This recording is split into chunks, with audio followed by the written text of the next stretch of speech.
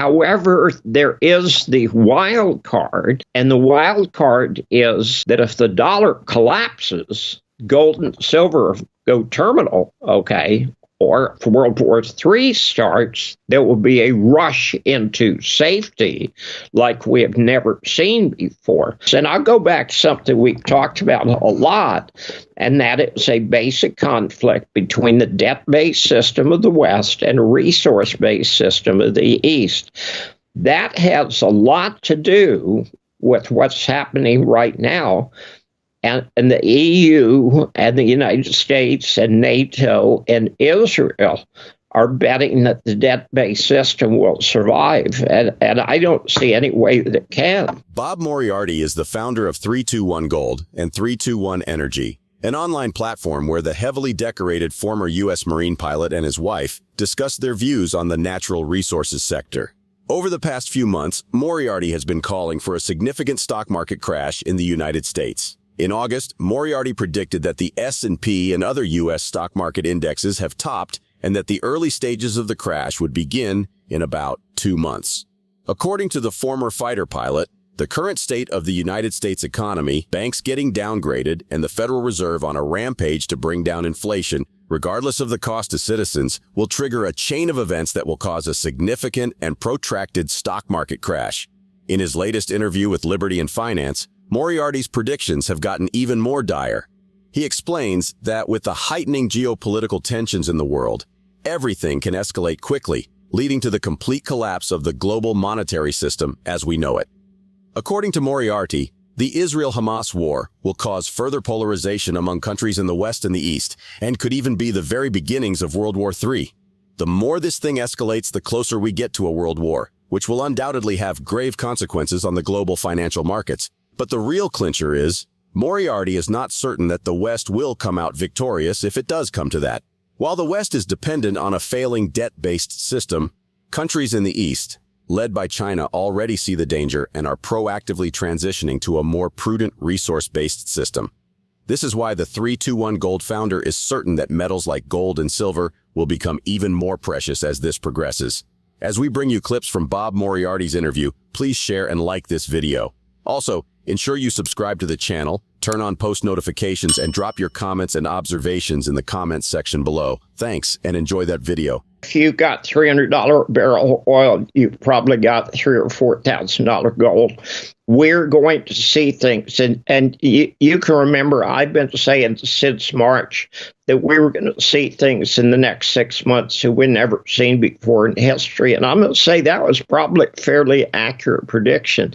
On September 28th, using the daily sentiment indicator, I said gold was going to turn, silver was going to turn, the currencies were going to turn, the dollar was going to turn, bonds were going to turn, even orange juice. And in fact, all of those commodities have turned. So you're saying that silver and gold have gone down. Actually, in relative terms, they haven't gone down that much. Silver went from, I think, $26 to $22. That's not even a big move. Okay, gold went from near 2,000 to 1,800.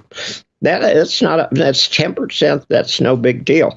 What has happened, they've come out and shown that the bond market has had the greatest crash in history, with bonds being down 56% between 2020 and today. And that is a catastrophic loss. Someone has lost a lot of money, and that hasn't floated to the surface yet. At its very peak, the cryptocurrencies had a value in excess of $3 trillion. Today, they've got a value of about 1 trillion, 1.1, 1.2 trillion. $2 trillion has just evaporated. It went to cryptocurrency heaven. There are real companies, real people that have suffered extraordinary losses, and everyone's doing everything they can to cover it up. but those losses did take place.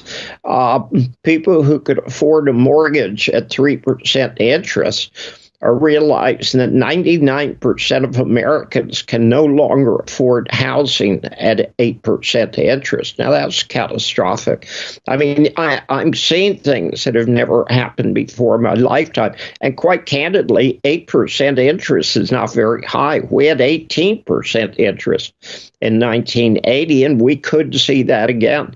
So you start getting into stupid numbers with oil, with energy in general, and with gold and silver. I want to send you 2 or 3 charts because something that every gold bug believes is absolutely incorrect, and that is to say gold and silver have been suppressed. So I want you to give me any 10-year period between 1900 and today, and I'm going to give you a couple of charts that show the price actions of 9 different metals. If it's true that gold and silver were suppressed, then it means they have to be lower relative to aluminum, to tin, to iron, to copper, to nickel, to lead. And in fact, the charts that I'm going to send you, and you should attach, will show that in fact gold and silver have gone up more. So for gold and silver to have gone up more than 7 other metals, it means they couldn't possibly have been suppressed, because if they were suppressed, the other metals were suppressed even more. However, there is the wild card. And the wild card is that if the dollar collapses, gold and silver go terminal, okay, or if World War III starts, there will be a rush into safety like we have never seen before. So I absolutely discount suppression. I absolutely discount manipulation. However, there are things that could and are happening that will have enormous impact on all real resources. And I'll go back to something we've talked about a lot, and that is a basic conflict between the debt-based system of the West and a resource-based system of the East. That has a lot to do with what's happening right now. And the EU and the United States and NATO and Israel are betting that the debt-based system will survive, and I don't see any way that it can.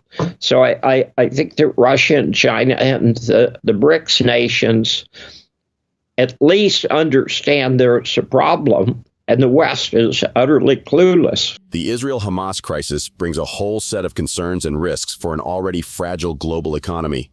Economists are warning that the consequences of the crisis, especially if it spreads to involve more countries, will be severe and long-lasting. While speaking at a joint meeting of the International Monetary Fund and the World Bank earlier this week, the IMF chief economist noted that the global economy is currently just limping along, and a war in the oil-rich Middle East could cause it to quickly grind to a halt. It's a humanitarian tragedy, and it's an economic shock we don't need, World Bank President Ajay Banga said during the meeting held in Morocco. Various economists are also warning investors to prepare for rising oil prices, higher global inflation, and more economic uncertainties if this spreads further. Let's get back to Moriarty's interview as he discusses his thoughts on the war and the possible consequences on the financial markets. There is a conflict between Hamas and Israel. Gaza has been an open-air prison for 16 years. Hamas attacked Israel on Saturday. Somewhere around 900 or 1,000 Israelis have been killed. There's 2 issues there. One is, was it correct for Hamas to attack Israel? And I think the answer to that is fairly obvious. It's perfectly legal under the Geneva Convention to try to break out of a prison if you're being occupied. And the Gaza is occupied. It's that simple. There's been a blockade for 16 years. However, you get into the issue of war crimes, and it certainly appears that Hamas went way beyond what's acceptable in conflict. However, Israel's response is just as evil as what Hamas did. Israel is now attacking Lebanon.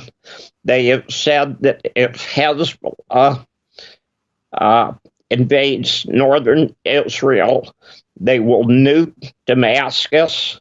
They're also talking about nuking Iran.